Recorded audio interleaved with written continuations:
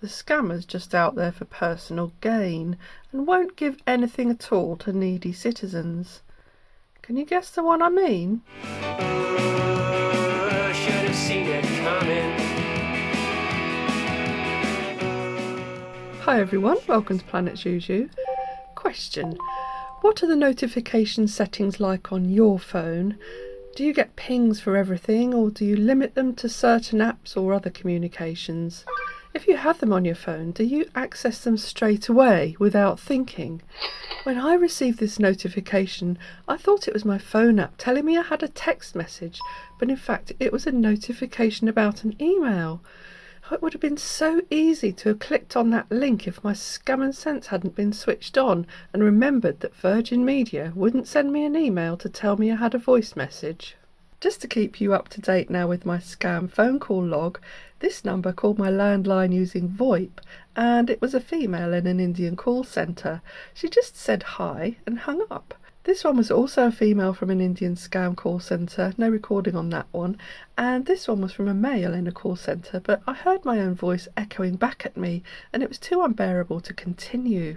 This one was John. He started on his script, but there was so much jitter or packet loss going on with his VoIP connection that I knew it wouldn't make pleasant listening, so I told him several times it was a bad line. He eventually said he'd ring back, but never did. I'm assuming he was trying to sell me a non-existent home appliance insurance policy, so apologies for the noise from his side. It's only about 80 seconds long, and I've cut out some completely unintelligible sections, but right at the end, just before the line cuts, listen if you can hear what he says to someone in the call centre. Hello. Hello. Who's it, please? Well, how are you doing today, ma'am? Everything is fine? Yeah, who's it, please? Good to hear that. Well, the reason I'm calling you, my name is John, and I'm calling you from Domestic and Care. I hope you remember that you had a policy with us which is covering your home appliances, right? I'm sorry, the line's not very good. It keeps cutting out a bit. I'm really sorry for my background noise, ma'am, because I'm in the office, okay? I'm calling you from Domestic and Care. I hope you remember that you had a policy with us. Oh, I'm sorry, the line's really bad. I'm really sorry for that again. I'm calling you from Domestic and Care. Oh, okay. You had a policy. Yeah, you had a policy with us which is covering your home appliances, right? Which home appliance was that? All your home appliances, ma'am. Which one? Your washing machine and your freezer. Oh, okay, yeah. Okay. The reason I'm calling you, ma'am, because you are the valuable customer. You paid all premium on time. Okay. For that reason, we call you to inform you that. I'm really sorry. Your line's still knocking about a bit badly. Can you phone back? I'm really sorry. Yeah, I'll call you back, ma'am. Okay. Thanks. Okay. Thanks. Bye. Okay. Yeah, I'll call you back. Okay. Bye. So first phone right down the customer care number. Yeah, you did hear that. He's saying to someone, possibly a supervisor, that he's put the phone down because the customer can't understand or something. They're living in some sort of alternate reality where they persuade themselves they have a real job and their victims are customers. You are not a customer if you unknowingly purchase a fake policy from a scammer. You're a victim of fraud. These are the numbers where there was a VoIP call to my landline, but the scammer failed to connect. These are the numbers that just hung up when my answer phone kicked in. Although I have the occasional robocall leave their recording on the answer phone, I've never yet known a live scammer to leave a message, so I keep the answer phone switched on all the time, even when I'm in, and if they hang up, I check the number, and it usually turns out they've already been reported by someone. These are the numbers that tried to call, but were already blocked by my mobile phone, and these got through. They were O2 scammers calling from an Indian call centre, and of course I reported and blocked the numbers. Okay, now we have a call from a scammer calling himself James from BT, and he wants to offer me a discount on my phone line. Hello? Hello. Hello? Well, greetings. This is James, and I'm calling you from BT, British Telecom, regarding your telephone bills, alright? Oh, okay. And Mrs. Name redacted. The reason for this call is to inform you that from the next billing onwards, BT is providing you 35% discount on the telephone bills, and further, if you are above the age of 60 or senior citizens we are also providing you extra 10% discount too. And the good things about those discounts are they are coming straight to your same line, same number, same handset without making any sort of physical or technical changes, alright? Oh, right. And, ma'am, the reason for this discounted price is that you have been using this line for so long and you always paid your bills on time. So what we have done is we have shortlisted around 50 to 60 customers like you who stayed loyal to us since day one. And as a gesture of appreciation, we are providing you with this kind of discount, alright? Oh, okay. And ma'am, over here I can see your address. Address redacted. Am I right? You got that? Yes?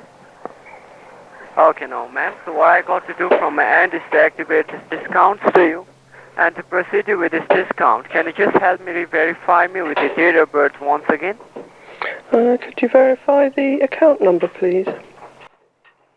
Yes, ma'am. Yeah, I thought you couldn't. I saw from what else has been reported for this number that they vary between various scamming scripts, including the Microsoft tech support scam, broadband and Sky support scams, scaring people into giving them access to their computers. But this time James used flattery, praise and an amazing discount offer that I wouldn't be able to find online because they'd only picked 50 to 60 eligible people to receive it.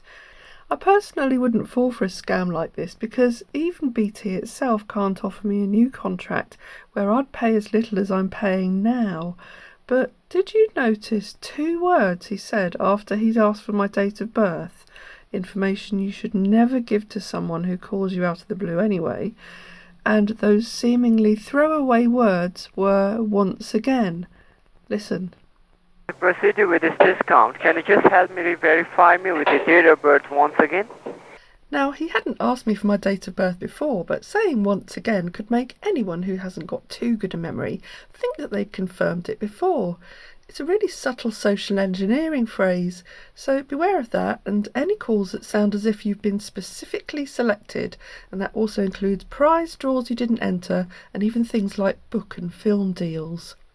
Now, this next call is a domestic and repair home appliance insurance refund scam, and I'm quite proud because I got to level 2.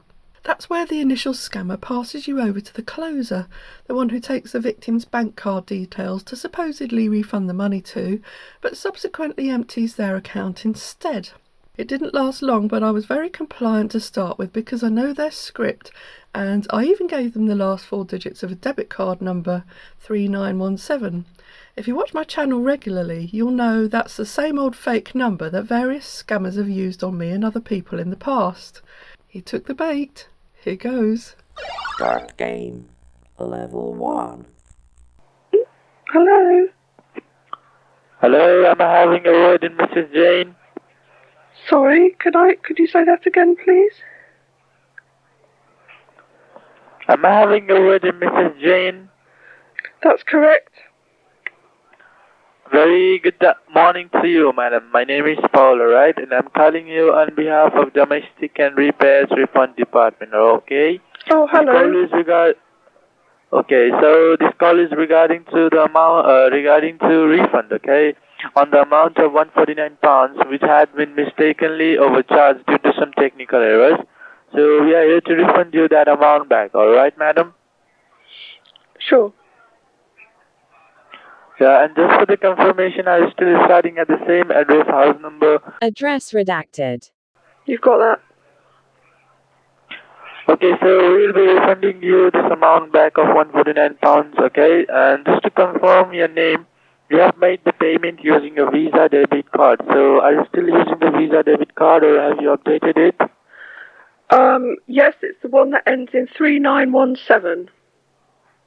Okay, so to confirm your name, could you please hand over the card for a moment, madam? Okay. Okay, so I will just transfer my call to my supervisor and he will follow you up from here, okay? Oh, all right then. Could you please hold on a bit? 17 seconds later. Level 2. Hello. Hello. Who are you? Good morning. This is Bryce Walker, and I'm the accounts manager out here, so I will be helping you further, okay? Okay. And I do believe that you've understood the nature of this call, what my colleague has told you. Oh, some sort of mystical refund. That's right. It's the amount of £149, which is under the name of Mrs. Jane. Name redacted. Is it a refund for something that I paid for? Yeah, that's right. Because all your appliances were under your name earlier. Oh. Which appliances? And your washing machine, cooker. Okay. And why is it that you're refunding? You've been mistakenly overcharged the amount of £149. Why though? So that's... Sorry? Why? There was some technical error. We were facing some kind of technical issues with the server. Oh, okay. I don't remember seeing the charge, to be honest, but... So what do you like to do?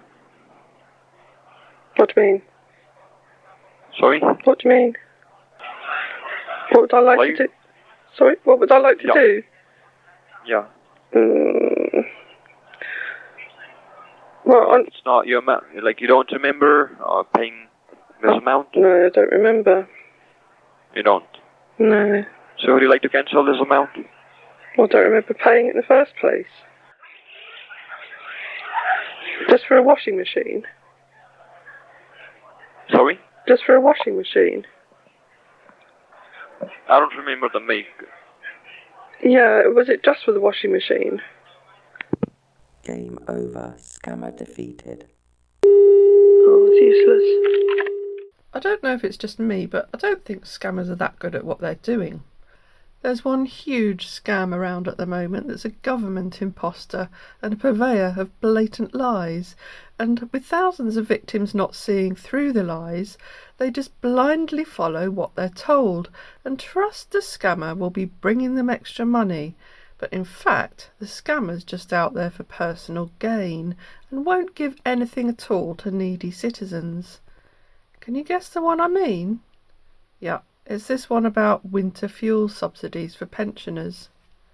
When you receive this message, it means that you have received a new round of winter heating subsidies approved by the local council.